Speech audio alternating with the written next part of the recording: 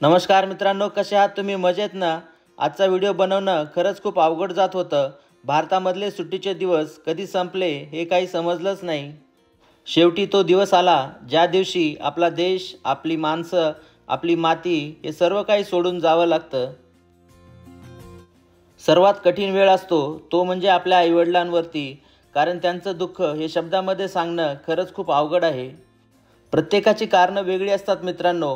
कोणी आपला देश खूप आवडीने किंवा सहजासहजी सोडत नाही, परंतु परिस्थिती अशी काय असते की माणसाला हे निर्णय घ्यावे लागतात. उतार वयामध्ये आपल्या आईवडिलांना सोडून जाणं हे खरंच खूप मोठं दुःख आहे. बाहेर देशामध्ये सर्व काही मिळतं मित्रांनो, परंतु आपली माणसं तिथे मिळत नाहीत. ज्या देशामध्ये आपण लहानाचे मोठे झालो, ज्या देशामध्ये आपण वाढलो, तो देश सोडून जाताना प्रत्येक माणसाच्या मनामध्ये खूप वेगळंच दुःख असतं. बाहेर देशात जाणारा प्रत्येक माणूस हा फक्त शरीराने आपला देश सोडून जातो, त्याचं मन मात्र आपल्या मातृभूमीमध्येच राहतं. आम्ही कॅनडाला वापस जायच्या दिवशी आमच्या कॉलनीमधले बरेचसे शेजारी आम्हाला सोडण्यासाठी आले होते.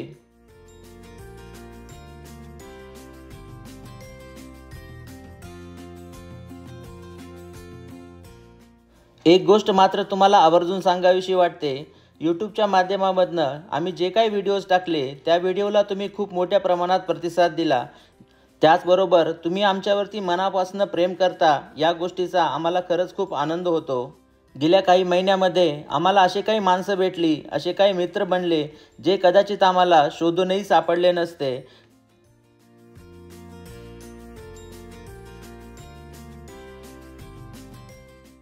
मला यूट्यूबचे आभार मानावेसे वाटतात, कारण या सुट्टीमध्ये बरेच सबस्क्रायबर आपल्या घरी आले होते. त्या सर्वांना भेटून आम्हाला खरंच खूप आनंद झाला. विजय पाटील, सुहास शिंदे, संजय पाटील, असंख्य अशी नावं आहेत जे आम्हाला छान छान असे मित्र भेटले.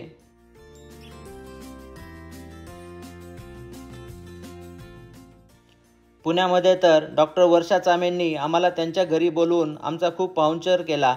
त्यांच्या फॅमिलीला भेटून आम्हाला पण खरंच खूप आनंद झाला.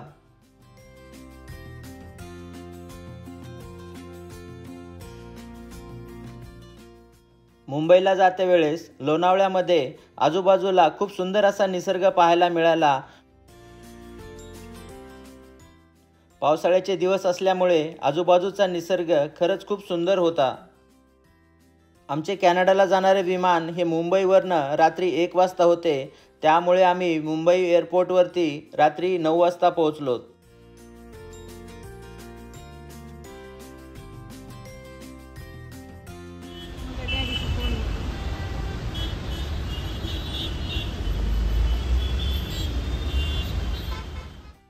मुंबईमध्ये मात्र खूप जास्त पाऊस सुरू होता.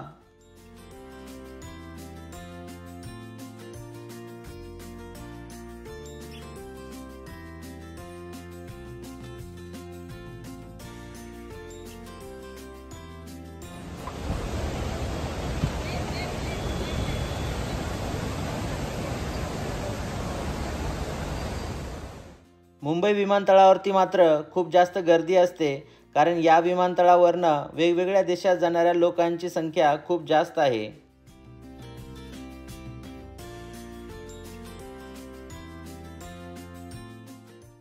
ज्या लोकांना माहिती नाही त्यांच्यासाठी सांगतो. आपण विमानतळावरती आल्याच्या नंतर आपल्याला ज्या विमानाने जायचं आहे ते विमान पकडण्यासाठी आपल्याला त्या टर्मिनलला जावं लागतं. जसं की खेडेगावामध्ये बस स्टँडवरती वेगवेगळ्या ठिकाणी जाणाऱ्या बसेस वेगवेगळ्या नंबरवरती लावलेल्या असतात, त्याचप्रमाणे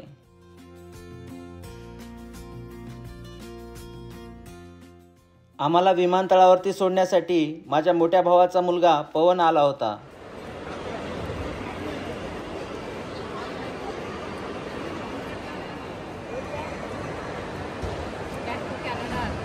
बॅक टू कॅनडा. 2 महिने कसे गेले ते कळालं नाही, काही नाही. ओके. विमानात बसण्याच्या अगोदर आपल्याला बऱ्याच गोष्टींमधनं जावं लागतं. सर्वात अगोदर आपल्या ज्या लगेज बॅग्स आहेत त्या आपल्याला या ठिकाणी द्याव्या लागतात.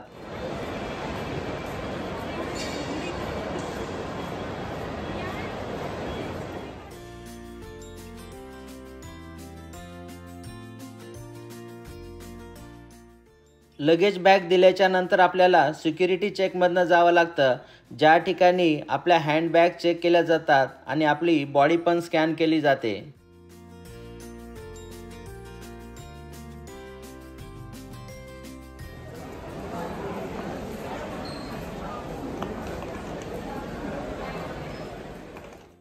या 2-3 गोष्टी कंप्लीट झाल्याच्या नंतर आपण आपल्या विमानाचा जो गेट नंबर आहे त्या ठिकाणी जाऊन बसू शकतो.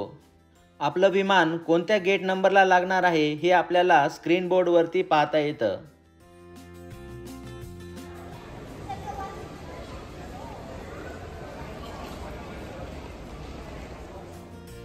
ज्यांना माहिती नाही त्यांच्यासाठी सांगतो, विमानतळावरती मनी एक्सचेंज नावाचे असे काउंटर असतात, ज्या ठिकाणी आपण आपले पैसे देऊन आपण ज्या देशामध्ये जाणार आहोत त्या देशाचे जर आपल्याला पैसे पाहिजे असतील तर ते आपण या ठिकाणी बदलून घेऊ शकतो.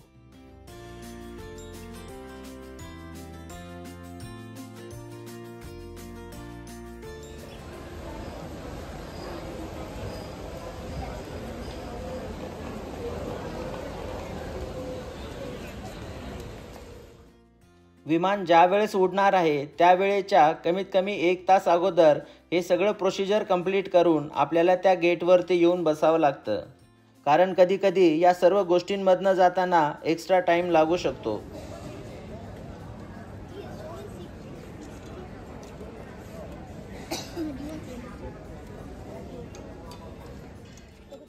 गेट नंबरवरती येऊन बसल्याच्या नंतर आपण ज्या विमानाने जाणार आहोत ते विमान आपल्याला अगदी सहजपणे पाहता येतं.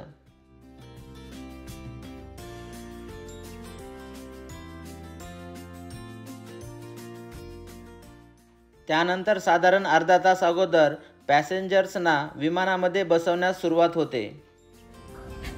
काय मग कसं बाय बाय इंडियाला आता कसं वाटलं? वर्षानंतर भेटू आता. Okay bye.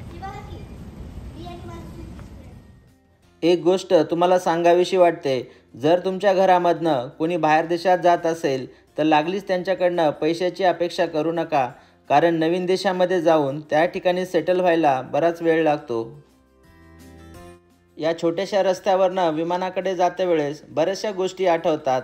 मनामध्ये मात्र एकच इच्छा असते की आपला देश आपल्याला लवकर पुन्हा पाहायला मिळावा.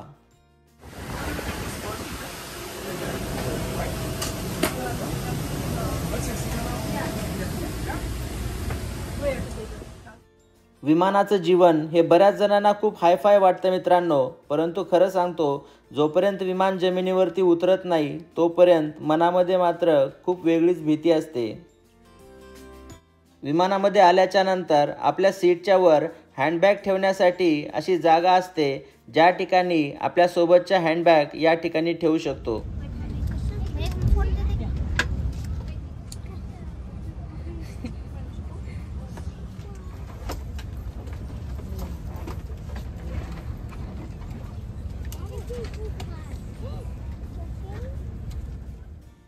विमानाने उड्डाण घेतल्याच्या नंतर साधारण 1 तासामध्ये आपल्याला जेवायला दिलं जातं.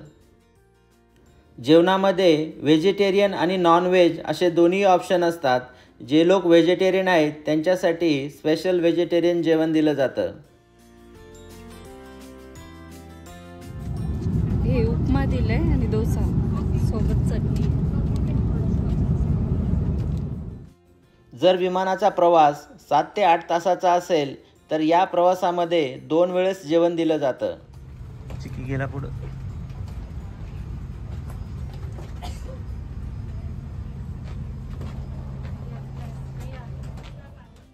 मुंबईवरनं साधारण 8 तासाचा प्रवास केल्याच्या नंतर आम्ही झुरिक या ठिकाणी पोहोचलो.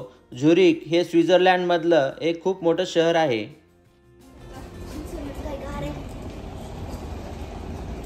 चांगली होती का फ्लाईट?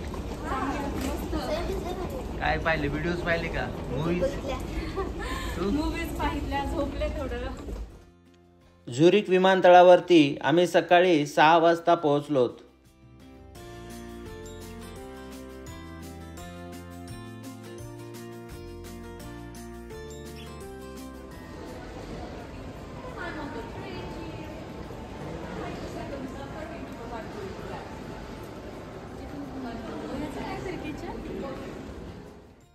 त्यानंतर या ठिकाणावरनं सकाळी 9 वाजता आमचं दुसरं विमान होतं कॅनडाला जाण्यासाठी.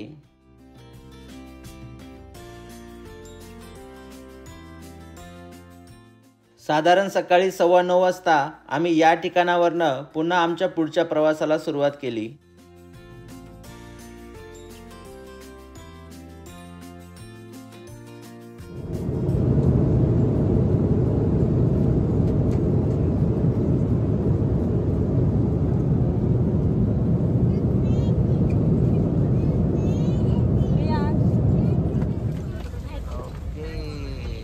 चला आलो टोरंटोमध्ये.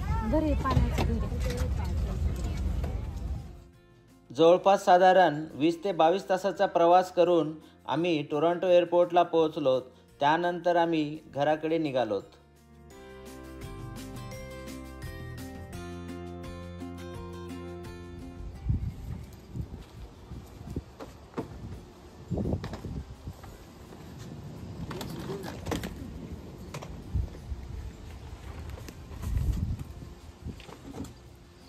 बघा ऍपल किती सारे आलेत.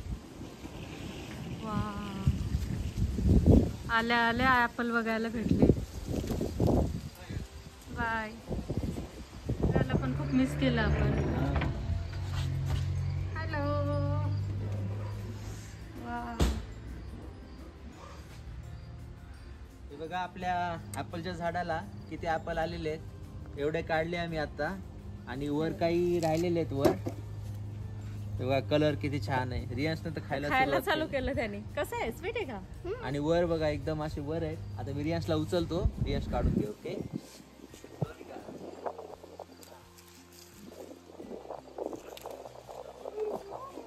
अरे काय परफेक्ट ऍपल आहे बघ. फोटो ठेवायला एकदम भारी आहे. अजून दाखवा किती निघाले. हे एवढे. रियांशने ऑलरेडी एक खाऊन ठेवलाय. हे किती परफेक्ट ऍपल आहे. छान, मस्त. छान आहे. मित्रांनो, तुमच्या सर्वांच्या आशीर्वादामुळे आमचा प्रवास सुखाचा झाला आणि आम्ही सुखरूप घरी पोहोचलो. तुमचं प्रेम आमच्यावरती असंच राहू द्या आणि आपला हा यूट्यूबचा मित्रपरिवार दिवसेंदिवस वाढत राहो अशीच प्रार्थना करतो. आशा करतो की आजचा व्हिडिओ तुम्हाला आवडला असेल. व्हिडिओ जर आवडला तर लाईक, शेअर आणि सबस्क्राईब नक्की करा. तुम्ही जर आपल्या चॅनलला नवीन असाल तर अगोदरचे व्हिडिओज नक्की पहा. चला तर मग काळजी घ्या, मजेत राहा. आपण लवकरच भेटूया पुढच्या व्हिडिओमध्ये. तोपर्यंत बाय बाय.